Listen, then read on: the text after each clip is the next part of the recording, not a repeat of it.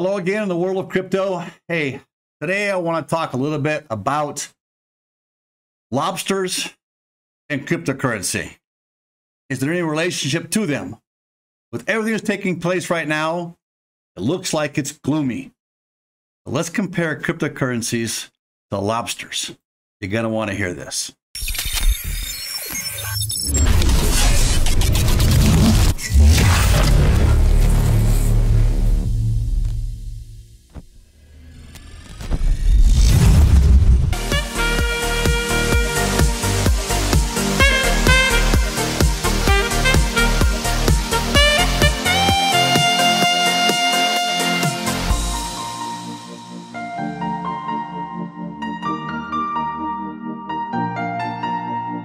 All right, let's look at the screen here real quick. You're going to see a lobster in the ocean. Now, I'm going to tell you a story, a true story, that psychologists have used to study lobsters. This has to do with the dominance hierarchy, and that happens to relate to what we're seeing now in the world with FATF, Joe Biden, this administration, other governments, Trudeau, others trying to crack down on cryptocurrencies. Where does that leave us? We've seen a lot of people exit the scene. But let's understand lobsters before we become one. Now, psychologists and other scientists have studied lobsters, and they say the lobster is easy to study because of the neurons and so forth and the brain functions, how they're easily transparent to be able to trace and track and see how lobsters act and react. Now, just to give a brief explanation, we understand that dominance hierarchy, in other words, those who the survival of fittest mechanism, that attitude of evolution, how they base off of or use a lobster as an example, even within humans. Now, I'm going to tell a story to relate this to today and the market in cryptocurrencies. And then you decide whether you're a lobster or not. Basically, a lobster, he looks for his area in the bottom of the ocean. And now I've seen this. I was a dive instructor. I've seen this many times in the Caribbean, especially with the spiny lobster. We're going to talk about the lobsters that basically have the pinchers, and even the spiny lobsters. They act very similar. They look for their territory. They're territorial, and they wait for food to drop down, and when they get that food, they go out and eat it. Now, if a lobster comes out or enters into territory of another lobster, basically they release this chemical. They have this standoff. There is a chemical, and that chemical will actually float across to each lobster, and from that, he'll be able to tell how big, how strong, and how determined that other lobster is. And from that, normally what takes place is a lobster receives, the weaker lobster receives the message, hey, this guy's bigger, stronger, more determined, so I'm not going to fight him. I don't want to lose a leg, or I don't want him to flip me over and actually embarrass me. Now, and he'll take off. He'll swim away. But if there are lobsters that may have comparable sizes and comparable determinations, and so they'll fight for that territory. What takes place is they also know that the lobster who dominates, and the bigger lobster who actually dominates the area, actually gets to do most of the breeding with the females as well. They want that guy who knows how to defend, protect, etc. That's part of the dominance hierarchy that exists in wildlife. I've experienced it in many aspects myself. Now, here's what happens to that lobster who gets defeated. The lobster who gets defeated literally will go find another place. He's down. He gets depressed. He feels defeated. He'll find a place to hide. And he literally will grow a new brain. Or in the study, they literally grow a new brain. But this brain comes back thinking less of himself than what he thought before. And normally what happens is he'll go out to the fight again. If he's in a fight again where he comes across, he won't look for it, because now he feels weaker. He doesn't feel he can do it. And generally speaking, he'll give off that message. So generally, he'll get beat more and more all the time until he's just completely beat. And he just is pushed around. And a lot of times what happens, and that lobster confronts a bigger lobster, he'll swim away quickly. I've seen this kind of experiments. I've seen this actually happen, observing in my dive experiences. Why do I want to relate a lobster to the cryptocurrency market today? Because we have the FATF, we have these government agencies trying to come in and rein in and restrict us. And we're seeing the market reflect that. There's a lot of concern. There's a lot of lack of confidence in the current crypto market right now. And we're seeing a lot of the cryptocurrencies come back down, especially a lot of the altcoins. We're seeing that with Planet Watch. We're seeing it with Helium. But what's that mean to us? Well, we can do one of two things. I want to read something to you so you know it's not me. I'm going to read this book here by Dr. Jordan Peterson that actually cites this study. It says the part of our brain that keeps track of our position in the dominance hierarchy is therefore exceptionally ancient and fundamental. So this goes on for years, this whole dominance hierarchy. And that's what they're trying to do now, these governments, is establish this dominance hierarchy.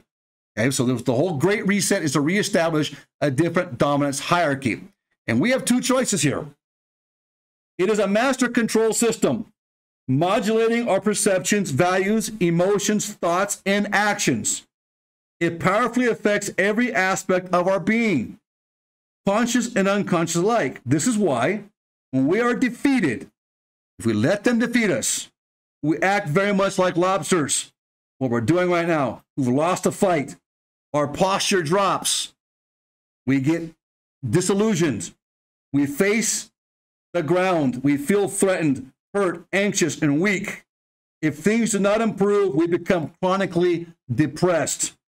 Under such conditions, we can't easily put up the kind of fight that life, that crypto, my words now, demands. And we become easy targets for the harder-shelled bullies like the FATF, the Biden administration, Trudeau, etc., etc. If the World Economic Forum, with this agenda, 23 agenda, which is behind a lot of this anti-crypto and a lot of inspiring FATF, United Nations included, if they can break us and they break our economies, they break our economic status, we become defeated like a lobster. Then we just hand over our freedoms. Crypto has given us hope. Crypto has given us a way out. Crypto has given us a way to find a new cheese, or even to evolve. Look at what crypto is doing now to help defend the truckers and the people fighting for freedom when their accounts are being seized, their normal bank accounts are being seized. Crypto has been an avenue. It's harder for the governments to get into crypto. Now, staking will allow governments to get in. If it's mining, true mining, which I believe will have a resurrection by the end of this year, will come back again, to put it in simple words, that there will be an actual source where we will have a decentralized network. There are other cryptos and altcoins that will maintain themselves more decentralized. Staking is not it, unfortunately, and I know many people are pro-staking. They think that the whole mining idea wastes our resources. That's not true anymore. We had a video on that last week. It's a very small percent of resources that are used, and now we're going to renewable energies. We ourselves just bought 86 solar panels for the mining operations.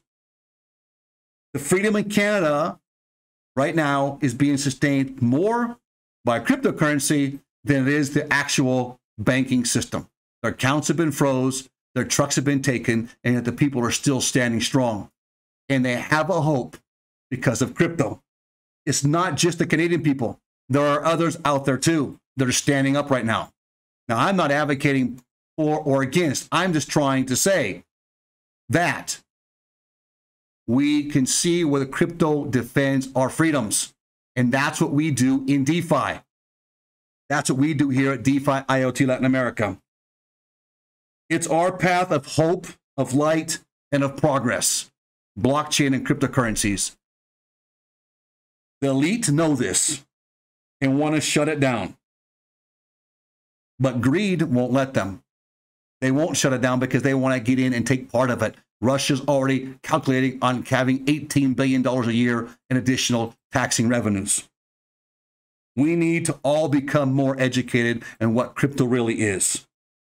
We need to help others do the same, and that's what our purpose is here at DeFi IoT, this channel. We're not in freedom. We're not in crypto just for the money. We're in crypto also to defend freedom, free agency, and a free market with our responsibilities as individuals.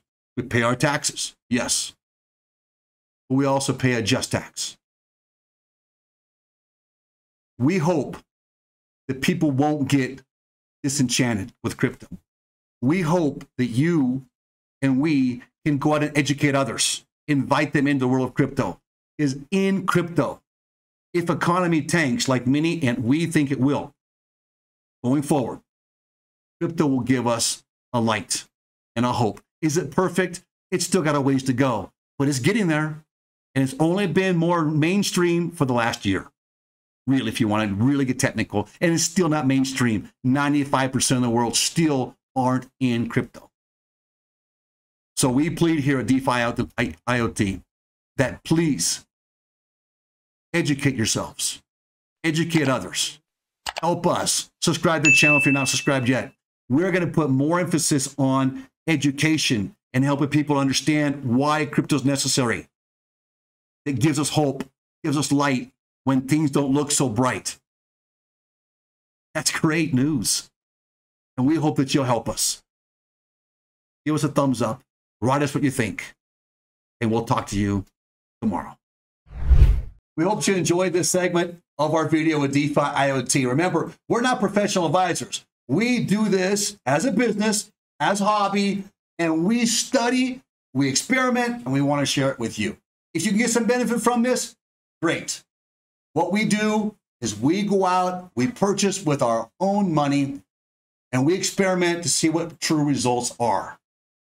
We want you to be able to share in our experiences so you don't have to lose like we have. If you can win where we've won, fantastic. Remember to do your own research and your own homework.